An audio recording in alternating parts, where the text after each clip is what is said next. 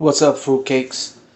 Alright, here we are a little bit later on in the Wrestledream PPV. We got a little Julia Hart segment here. Nothing really happening that's too important. I left it in there because, well, you're never going to see it anywhere else probably. And it did have some cool visuals.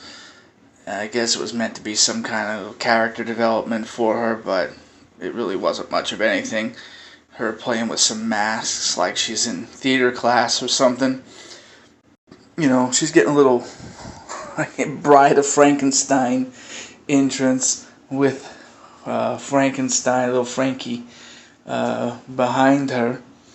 But, you know, all things considered, this was her first pay-per-view title match.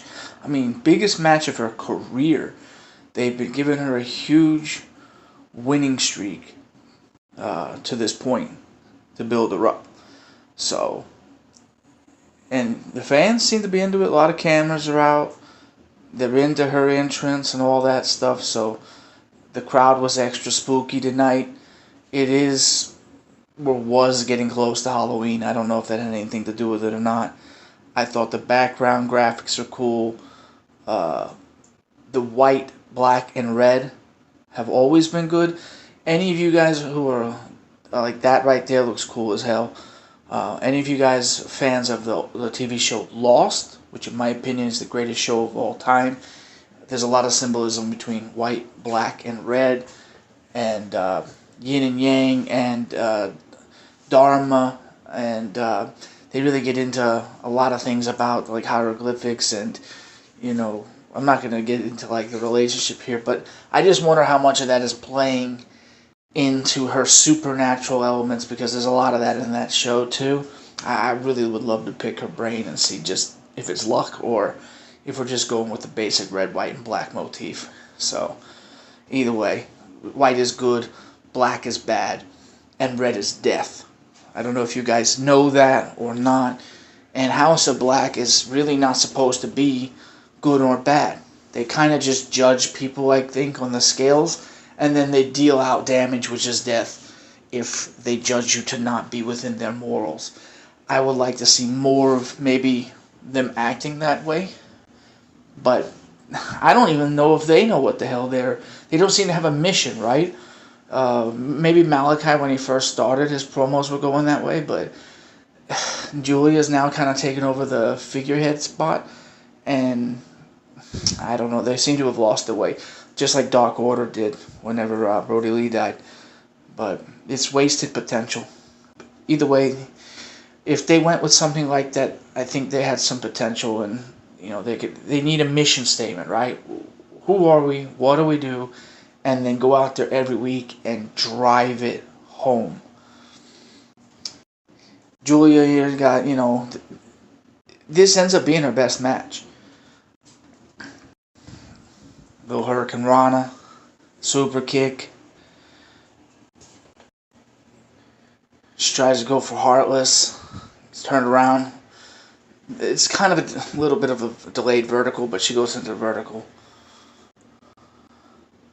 There's an awkward bump, I believe, coming up somewhere.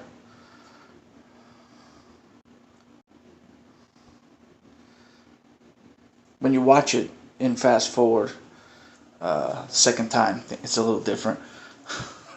Especially when it's speeded up. Yeah, that's the awkward bump. There might be one more. I noticed that Julia, you know, she can't call her match. She doesn't know how to call her spots. And let's face it, Chris Statlander is not even the best ring general there is. So Julia ends up having to take a ton of punishment, and like this needs to be banned from women's matches. Every time I see it, I cannot. You know, her knees are fine. She throws a pretty good knee to the side. She gets up very high, comes down with force. I'm totally okay with that. That looked like a botch when I first saw it. And then, because remember, it's going faster, so in slow motion, she looked like she stood up on her, slipped and fell. But it was actually like a springboard senton off of her back. And I don't think I've ever seen anyone do that. And if they have, it's been a real long time. And I keep thinking she's going to go Russian leg sweep here, but everyone's doing Inoki.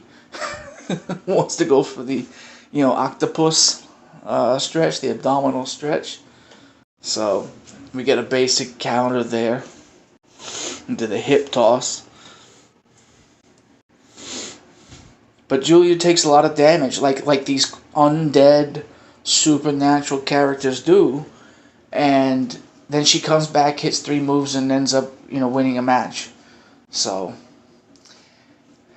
and that's not a bad power slam for a woman. I'm trying to think of female wrestlers with power slams, and Statlander may have the best. She's in the top 3 for sure, if not the best power slam. And you gotta think, Julia Hart's a little girl compared to Statlander. Statlander's probably in the top, 10 biggest women ever? She's a beast. She's not quite on China level, but she's close. I mean, China was kind of, I think, roided out of her mind, though, too. Very masculine. So Statlander's got modern woman, maturity. She squats, she got that booty. Cakes for days. But Julia is, like skinny cheerleader girl. So, I mean, if anything, this is a huge size differential. And they say Statlander has this 450 splash. I can't remember ever seeing her do it, but I never followed her career on the indies. So, that's not a complete lie though. But I've watched some of their intergender matches, like MJF's intergender match and Statlander, and even Brody King had intergender matches. I love when she hits that move. She's done this a couple times off the turnbuckle and hung upside down and then gone right into the moonsault or a split-legged moonsault or something, and she had a combination a couple weeks ago, and I was like, this is it. You got to have that every match. And it looked like she struggled there, like she didn't know how to get the leg up. And you can see at some point, because it got cut out, where she went for the mist, but she literally got the mist punched out of her face, and it's sitting there in the middle of the ring. And the fans were into this match pretty well, all things considered, which is going to be odd, because later on, FTR had a match, like Swerve Strickland and Hangman just stole, I don't want to say they stole the show, but they stole the energy, they sapped the life out of the building because they went into a video game fest. And so right there you had a double finisher to put her out, trying to, make her look strong. You gotta make her look strong, buddy. So, but FTR had a hell of a match. Everybody else, Danielson had a hell of a match, and everybody was quiet. So, that was just a shame. And it looked like Statlander was going to do something to her there after the bell, and they decided not to. It's kind of heelish. I have no clue what was going on there. It was not in character for her. Just take your title, walk away. Now this is bad for Hook. I can't stand Hook being around Pockets. He's a tough guy. Pockets is not. And I know the AEW faithful love Pockets, but come on. Hook is supposed to be serious and tough. They keep teaming with Jungle Boy, best friends, and just all these weird combinations. Let him go out, be like Taz, walk down the ring, not have any fans, not get distracted, defend the FTW championship. If you want to put him with RVD, that's cool. And stop. Let him be the loner. Why can't you just let him develop his character? Why has he got to, have chips and give them to people? It drives me nuts that he's in these weird relationships that somebody in real life wouldn't do. It just doesn't make sense. And then you've got the Pockets over here going blow for blow at people, and they're actually acting like, oh, his fist hurts. No. Be honest. If Cassidy hits you in real life, as hard as he can. Hit me as hard as you can. I'm talking Fight Club. Okay, I know we're not supposed to talk about Fight Club. Would you think you really feel it? I think he hits like a vegetarian girl. I really do. I just can't believe. Remember we used to bitch about Roman Reigns having the Superman punch because it looks so weak, and Roman Reigns is like 6'3" or 4, 265, 70 pounds. And this was a great callback. If you remember the Outlaw Rules from the Attitude Era, when you tagged you guys in a 3-way or better match, both people of the same team can be tagged in, be forced to fight each other. And what happened was Billy Gunn and Road Dogg got in the match, pinned each other, lost and won the titles at the same time, so they retained on a technicality. This was in, 97? 98? I don't remember quite exactly with Degeneration X. So they tried to do that. It was a little nice callback to their dad right there. So if you didn't know what that was about, that's where it's coming from.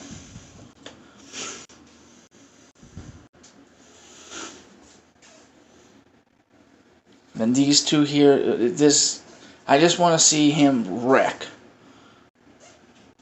And they just gave him that one loss to Jack Perry, which now looks so dumb because Perry has exposed himself and really should be fired.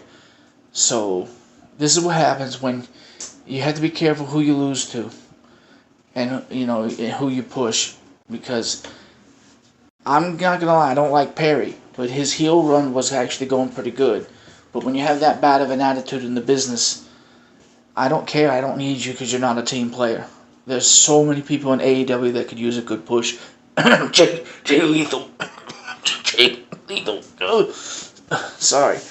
I don't know why somebody like that, him, Swerve Strickland is finally getting that push, but imagine Jay Lethal too.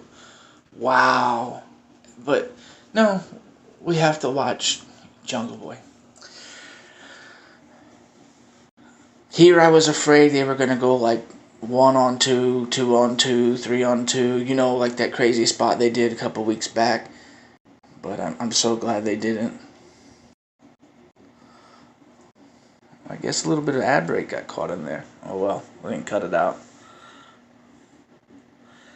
Penta, I'm not gonna lie, Lucha Underground Penta, I had no problem with, but he has just become a caricature of himself. He can't stop doing cero miedo. Like, I don't care about your no fear crap. Nobody cares. Stop doing it in the middle of the match so he gets kicked in the face every time he does it. Who cares? And the crowd will still do it with him. Like, I don't know why they don't boo him. Like, boo, like, you're bragging. It's such a heel move. Like this, because he's dancing and showboating in the middle of a match. It's a heel move. At least that looked kind of cool. That was footwork right there. I think that's great. The guns are very underrated.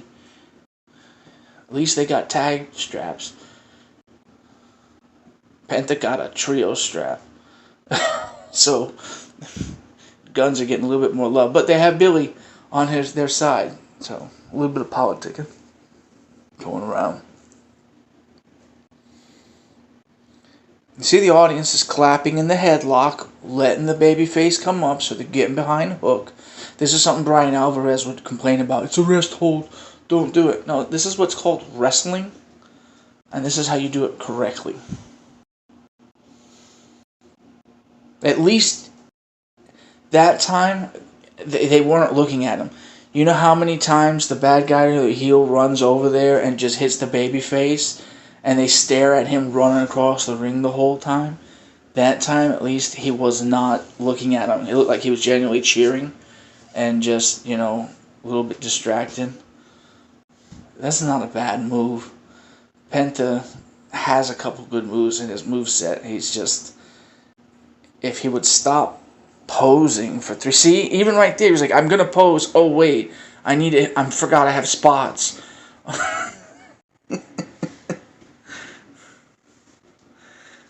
Just keep your hands down at work. If he would do it like twice a match, early on is fine, and once towards the end, right before he's going to go towards his finisher, that would be fine. And then Pac is doing this dumb crap. Like, he needs...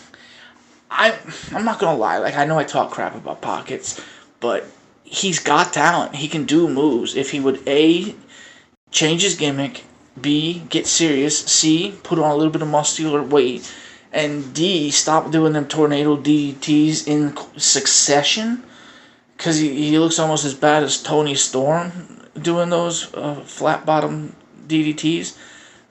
And you're number 5, you're burying the DDT. You're basically saying, I can't hit him. Dude, somebody's arm could have been broken there. I don't like that spot. The last thing you want is somebody flipping through the air while you're holding somebody. And, you know, your arms are crossed and all that stuff. There's no way to really protect yourself.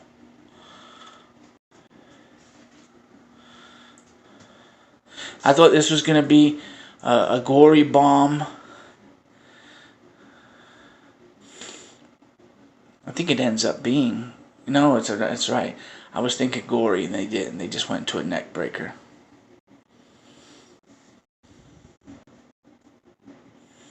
There's too many super kicks. I know super kick party. See, he screwed up there.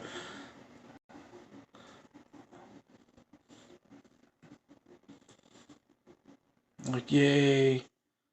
Whatever. I can't stand the Young Bucks. Nobody cares. Lying EVP. Bastards. You lying bastards. At least you did the JOB to FTR. That's all I got to say about that. Alright. On to the next match. Check out the other videos.